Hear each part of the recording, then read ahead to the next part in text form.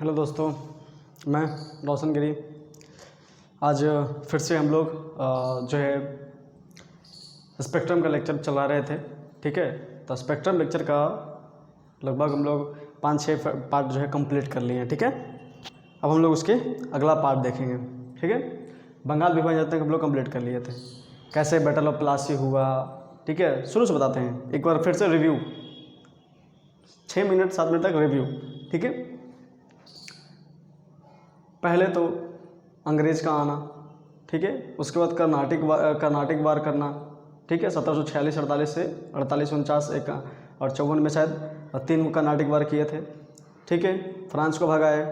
ठीक है, उसके बाद 1680 में महाराज शिवाजी का मर जाना सबसे बड़ा कारण।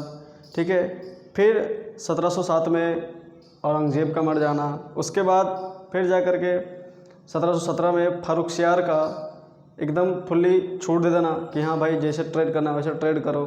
ठीक है, उसके बाद आपका जा कर के बैटल ऑफ प्लासी, फिर बैटल ऑफ बक्सर। ठीक है, उसके बाद बहुत सारे विद्रोह, हर एक एरिया में विद्रोह करना। उसके बाद जा कर के फिर 1857 की क्रांति। उसके बाद आईएनसी का गठन कैसे हुआ ये बताया। उसके बाद फिर बंगाल विभाजन क्यों किया अंग्रेज़ों ने। ठीक है, 1905 के बाद अब हम कवर करेंगे। ठीक है, और 1947 तक चलेंगे। ठीक है, अब 1905 में ही या फिर 1905 से पहले इतना ज़्यादा अंग्रेज़ लोग अपने आप को इंडिया में अनस्टेबल महसूस कर रहे थे कि उन्हें विद्रोह दबाते दबाते जो है ना, उन्हें ये समझ में आ गया था कि अब यहाँ से बुढ़िया बिस्तर बांध करके हमको जाना ही होगा। लेकिन क्या हुआ कि उन लोगों ने फिर, अंग्रेज़ लोगों ने, हम कह तो रहे कि कितना छोटा सा देश है ब्रिटेन, बहुत छोटा सा देश है, लेकिन पूरे के पूरे लगभग 50 से 60 कंट्री पर अकेले वो राज किए थे। ठीक है, क्यों? स्किल था, बुद्धि था, दिमाग था। इंडस्ट्रियल रिवॉल्यूशन पहले आ गई थी, अच्छे अच्छे हथियार बना लिए थे, तब जाकर के दूसरे कंट्री को कॉलोनाइज कर लिए थे। इसका मतलब हथियार बनाए, इसका मतलब स्किलफुल है तब ना, इंडस्ट्री खोले तब ना। ठीक है, तो 1905 में जो है लॉर्ड कर्जन जो है अपना दिमाग लगाता है, अपना बुद्धि लगाता है। 1903 में ही लगाना स्टार्ट कर देता है, लेकिन 1905 में फाइनली उसका जो माइंड में चल रहा था कचड़ा वो बाहर निकल के आता है। लॉर्ड कर्जन उस टाइम का वाइसराय था इंडिया का। उसने क्या किया कि बंगाल को ऐसे ही बांट दिया, बोल दिया कि एक तरफ ज़्यादा मियाँ हैं, एक तरफ हिंदू हैं। वेस्ट में हिंदू रहते हैं ज़्यादा मात्रा में, और ईस्ट में, बंगाल में उस टाइम ईस्ट में मुस्लिम की मेजॉरिटी ज़्यादा है। अरे बेवकूफ़ इंसान कर्जन, उससे पहले क्या हमारे इंडिया में हिंदू मुस्लिम एक साथ नहीं रह रहे थे? रह रहा था, सही से रह रहा था, बस बेतुका सा बयान दे दिया कि हमको संभालने में मुश्किल हो रही है और बंगाल को बांट दिया। उसके बाद जैसे ही वो बंगाल को बांटता है, उसके बाद अंग्रेज़ों की सामत आ जाती है और बहुत सारे लीडर जो है वो निकल के आते हैं, और सारे लीडर जो है अब कहते हैं कि अब बहुत हुआ, अब हम लोगों को मत बांटो। और यहीं से बहुत सारे लीडर जो है वो कैंपेन चलाना स्टार्ट करते हैं। जैसे रविंद्रनाथ टैगोर बंगाल में जगह जगह रैलियाँ करना स्टार्ट करते हैं, अमार सोनार बंगला का नारा देते हैं। तिलक, बाल गंगाधर तिलक, महाराज शिवाजी का पूजा करना, फिर आपका जाकर के गणेश चतुर्थ मनाना। रविंद्रनाथ टैगोर रक्षाबंधन के लिए कि हिंदू बहनें मुस्लिम भाइयों की राखी बांधेंगे और मुस्लिम भाई प्रोटेक्शन देने का प्रॉमिस करेंगे। तो इस तरीके से क्या किया गया कि बंगाल को जोड़ने का काम किया गया। भले ही और तोड़ दिया था, बांट दिया था, लेकिन जितने भी लीडर्स थे वो एक्टिव हो गए, और सारे के सारे लोग जो है वो बंगाल को जोड़ने में क्या, पूरे के पूरे बंगाल को फिर से जोड़ने के लिए अब पूरे भारत में भारत के हर एक कोने कोने में ये मांग उठने लगी कि बंगाल को जोड़ो, मुझे वही वापस बंगाल चाहिए जहाँ हिंदू मुस्लिम एक साथ रहा करते थे। आपने उसको बांट के ये कर दिया। ठीक है, अब देखिए, तो फिर वही आगे चल करके बंगाल विभाजन के बाद स्वदेशी मूवमेंट चला,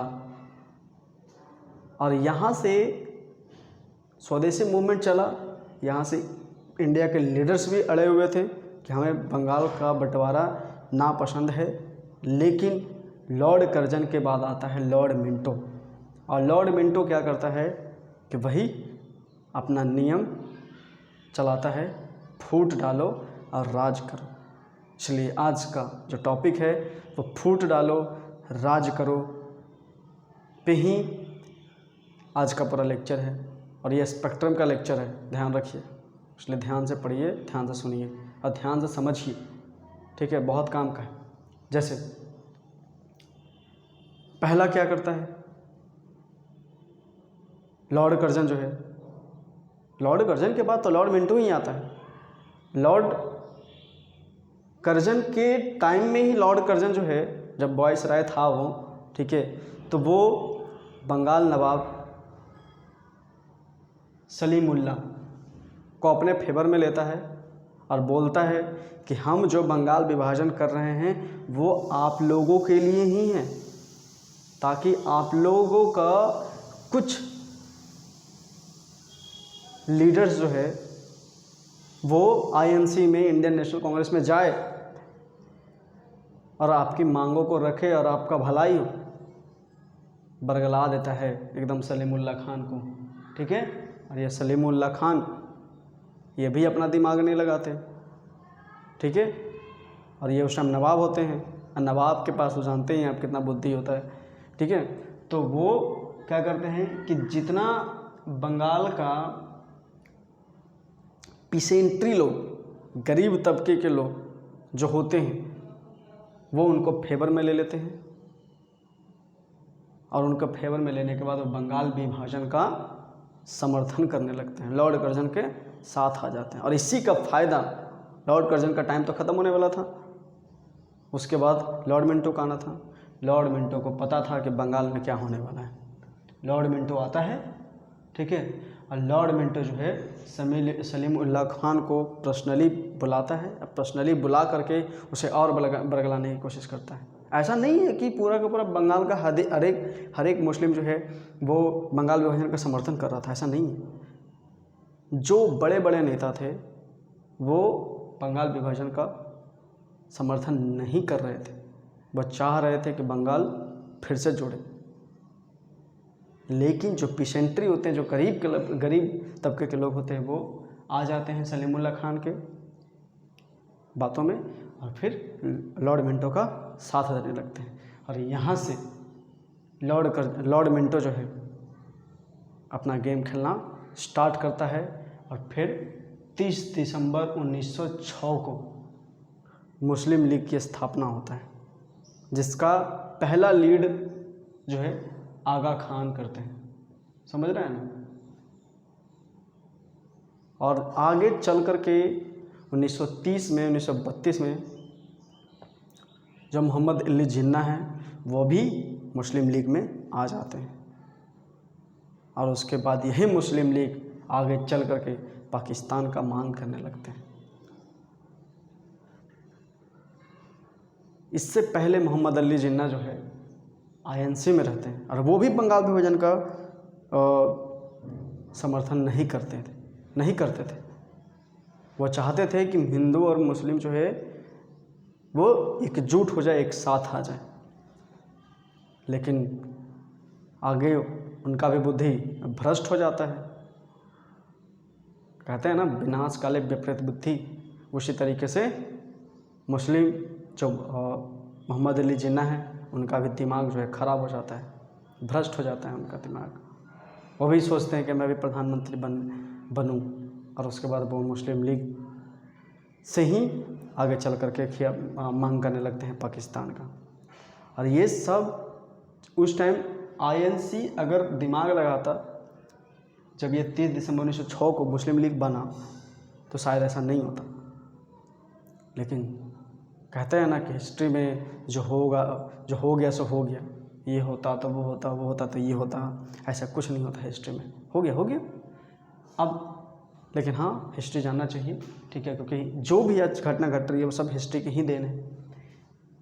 आज देख ही रहे हैं हमारे भारत और पाकिस्तान में क्या रिलेशन है, क्या रिश्ता है, सब हिस्ट्री का ही देन है, ठीक है। तो ये हुआ 30 दिसंबर 1906 को मुस्लिम लीग की स्थापना होता है। उसके बाद 1906 में जो है अपना मुस्लिम जो अंग्रेज़ लोग हैं, यानी लॉर्ड मिंटो जो है वो क्या करता है कि दिमाग लगाता है कि चलो बंगाल विभाजन कर दिए ना, ठीक है, अब और फुट डालो और कुछ ऐसा करो, ठीक है, कि जल्द से जल्द इन लोग बटे और फुटल रहे और हम राज करते रहे, ठीक है। तो फिर चल करके क्या होता है, सूरत विभाजन होता है। फिर वही मॉर्ले मिंटो रिफॉर्म आता है और इसी मॉर्ले मिंटो रिफॉर्म से ही आगे चल करके फिर मुस्लिम लीग एक बहुत बड़ा संगठन बन जाता है। खैर छोड़िए, हम आगे करेंगे, ठीक है। पहले हम क्या देख रहे थे कि मुस्लिम लीग का स्थापना कैसे हुआ, अब सूरत विभाजन देखेंगे कि सूरत विभाजन कैसे हुआ, ठीक है। 1905 में लॉर्ड कर्जन था वायसराय, ठीक है। जैसे ही बंगाल विभाजन होता है तो इंडियन नेशनल कांग्रेस में 1905 तक बहुत सारे ऐसे नेता आ जाते हैं, ऐसे लीडर्स आ जाते हैं जो सीधी मांग करते हैं कि क्रांति करो, रिवॉल्यूशन लाओ,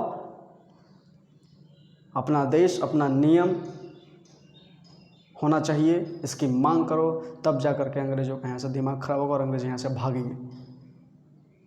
नहीं तो 1905 से पहले इंडियन नेशनल कांग्रेस में सिर्फ लीडर आते थे साल भर पे, एक दिन चाय स्वागत किए, चाय वाय पिए, एकदम सिगरेट विगरेट फूके, और फिर दूसरा का दिन क्या कमी है वो उसका डिस्कशन होता था, और तीसरा दिन रिजोल्यूशन होता था, फिर अपना अपना घर है साल भर तक।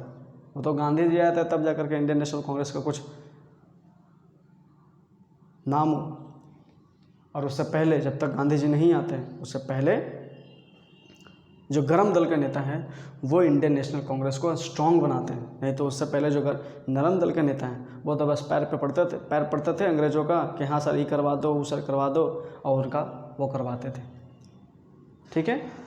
लेकिन जैसे ही बाल गंगाधर तिलक, गरम दल के नेता, अरविंदो घोष कोलकाता से, बाल गंगाधर तिलक सूरत से, याद रखिएगा, सूरत से बाल गंगाधर तिलक, और बंगाल से अरविंदो घोष, गरम दल के नेता।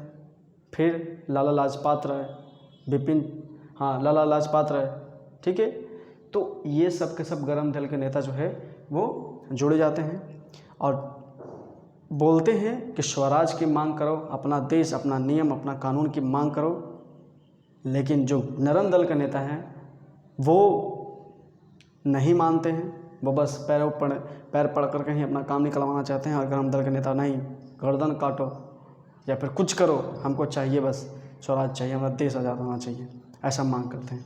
लेकिन जो नरम दल के नेता हैं वो गरम दल के नेता को समझाते हैं कि अभी इतनी पावर नहीं हुई है हम लोगों को, ठीक है, लेकिन था उस टाइम पावर था, लेकिन नरम दल के नेता का आदत था, कुछ नहीं हो पाया। फिर वही इंडियन नेशनल कांग्रेस, फिर 1906 में लखनऊ सेशन में, 1906 में लखनऊ सेशन, और इस लखनऊ सेशन में जिसका जो अध्यक्ष थे, कांग्रेस का जो अध्यक्ष थे वो दादा भाई नौरोजी थे। दादा भाई नौरोजी कितने बड़े लीडर थे आपको पता है, ठीक है। लाएंगे, बायोग्राफी सीरीज़ भी लाएंगे, ठीक है, हर एक का बायोग्राफी सीरीज भी लाएंगे, ठीक है। अरविंदो घोष का बारे में जानना हो, फिर आपको तिलक के बारे में जानना हो, चंद्रशेखर के बारे में जानना हो, सुभाष चंद्र बोस के बारे में जानना हो, हर एक का बायोग्राफी सीरीज भी हम लाएंगे, ठीक है। लेकिन आप लोग प्लीज़ सपोर्ट कीजिए, पहले जितना ज़्यादा से ज़्यादा शेयर कीजिए, लाइक कीजिए, कमेंट कीजिए, ठीक है। तो 1906 में क्या हुआ कि मांग उठा कि बाल गंगाधर तिलक को कांग्रेस का अध्यक्ष बनाओ। अगर ये उस टाइम कांग्रेस का अध्यक्ष बन जाते तो बहुत बड़ा चेंज देखने को मिलता आईएनसी में, इंडियन नेशनल कांग्रेस में। लेकिन नरम दल का नेता ये नहीं चाहते थे कि गरम दल का नेता कोई भी अध्यक्ष बने। वो नहीं चाहते थे कि हमारा आईएनसी जो है स्ट्रांग बने, वो बस भीख मांग के ही अपना काम चलाना चाहते थे। लेकिन तिलक जो है वो नहीं बन पाते हैं। क्यों नहीं बन पाते हैं? क्योंकि जो 1906 का लखनऊ सेशन था वो होने वाला था पहले नागपुर। सोच लीजिए, पहले होने वाला था नागपुर, लेकिन होता है कहाँ? 1907 में। 1907 में मतलब साल भर बहुत ज़्यादा खिटपिट हुआ। फिर जाकर के क्या हुआ कि सूरत सेशन जो है वो 1907 में होता है। और पहले ये सेशन जो है वो नागपुर में होने वाला होता है, लेकिन नागपुर में ना हो करके, मतलब अगर नागपुर में सेशन वो हो जाता तो तिलक अध्यक्ष बन जाते, लेकिन नागपुर में सेशन ना हो करके 1907 में सूरत में होते हैं, ठीक है। और कांग्रेस का ऐसा नियम था कि जो व्यक्ति जहाँ का रहेगा वहाँ का कांग्रेस का अध्यक्ष नहीं बनेगा। तो सूरत के थे तिलक, और तिलक को सूरत का अध्यक्ष नहीं बनाया गया, सूरत में कांग्रेस का अध्यक्ष नहीं बनाया गया, ठीक है। तो फिर गरम दल के नेता मांग करने लगे कि ठीक है, बाल गंगाधर तिलक को नहीं बना रहे हो आप कांग्रेस का अध्यक्ष, तो हमको जो है लाला लाजपत राय को बनाओ।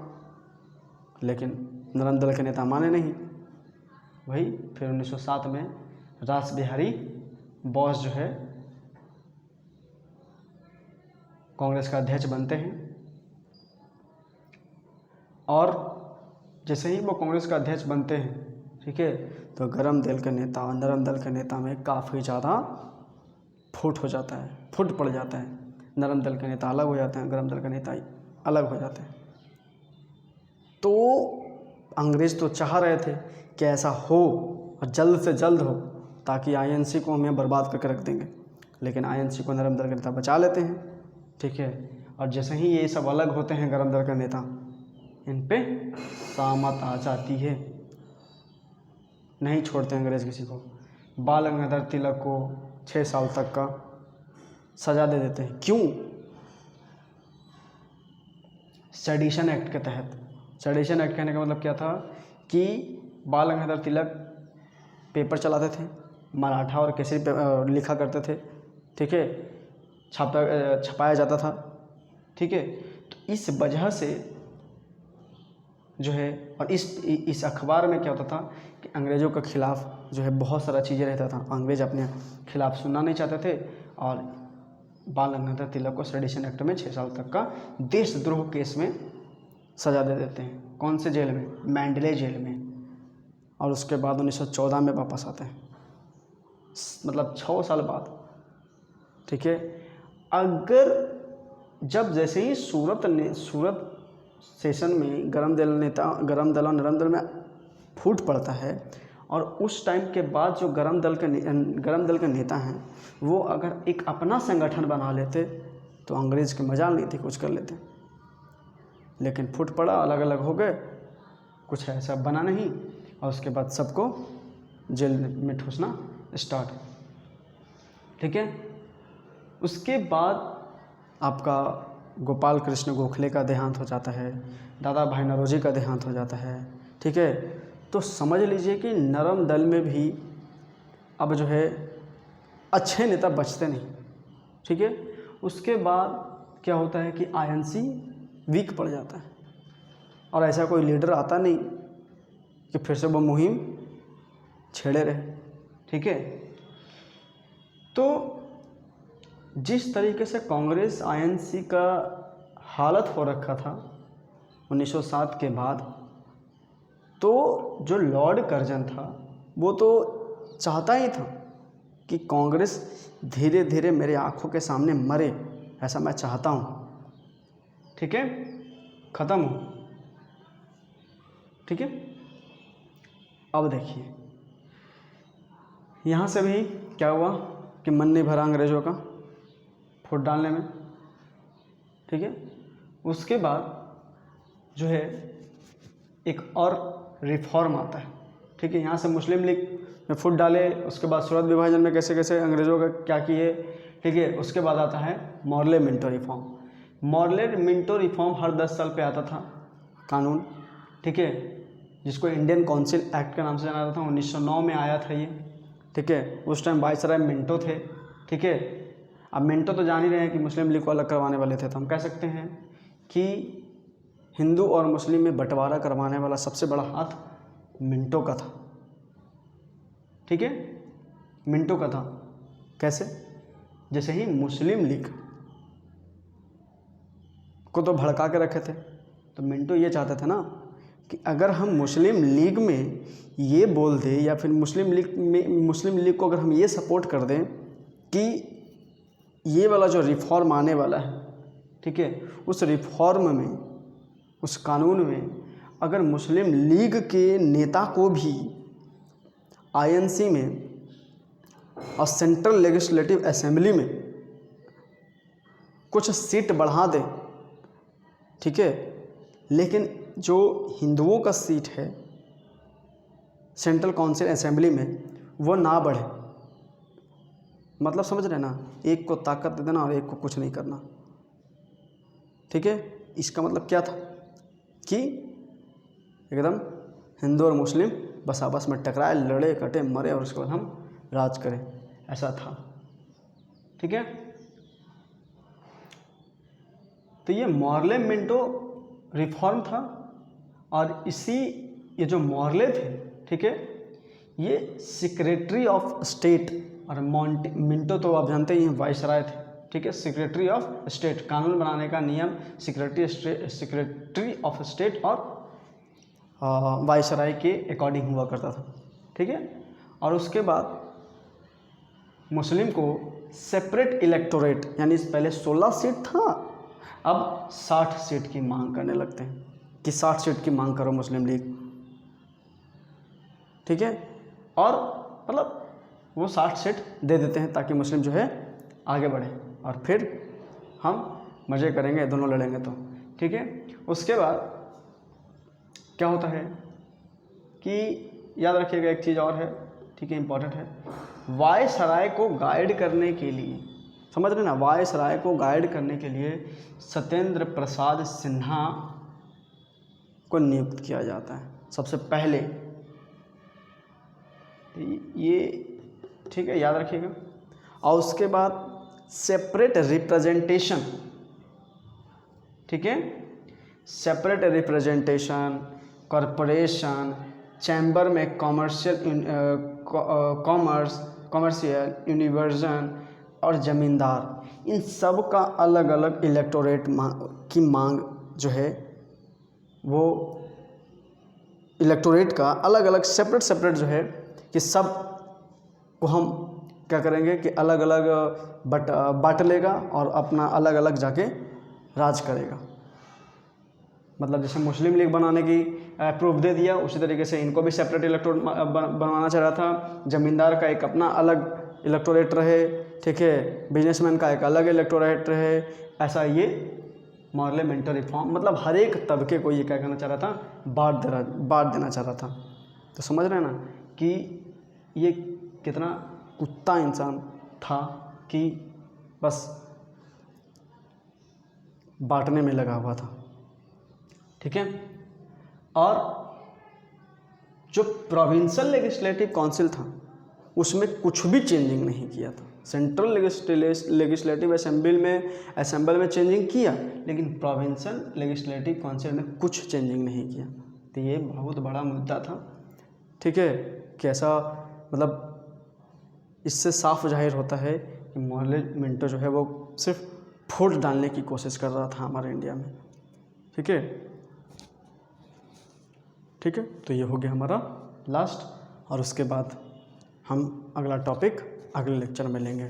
ठीक है, इसलिए आप लोग पहले वाला रिवीजन करते रहिए और आगे वाला भी पढ़िए। ठीक है, चलिए, थैंक यू।